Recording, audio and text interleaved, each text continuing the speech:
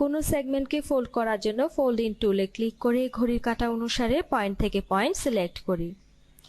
এতে সিলেক্ট করা সেগমেন্ট চলে আসবে এবং ইন্টারনাল কন্ট্রোলের রূপে ফোল্ড হয়ে যাবে। ইন্টারনাল কন্ট্রোলকে ফোল্ড আউট করার জন্য ফোল্ড আউট টুল সিলেক্ট করি, মিরর লাইনে ক্লিক করি, তারপর ইন্টারনালে ক্লিক করে ফোল্ড আউট করি। পিসকে পয়েন্ট থেকে পয়েন্ট পর্যন্ত সিমেট্রি চেক করার জন্য যদি ফোল্ড ইন করতে চাই তবে ফোল্ড ইন টুলে ক্লিক করি।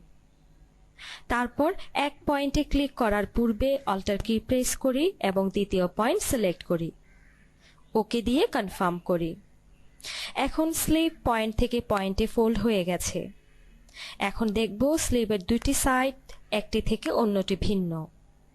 Fold out tool select, fold লাইনে ক্লিক করি। ইন্টারনাল কন্ট্রোল লাইন ডিলিট করতে হলে অল্টার কি প্রেস করে ইন্টারনাল কন্ট্রোলে ক্লিক।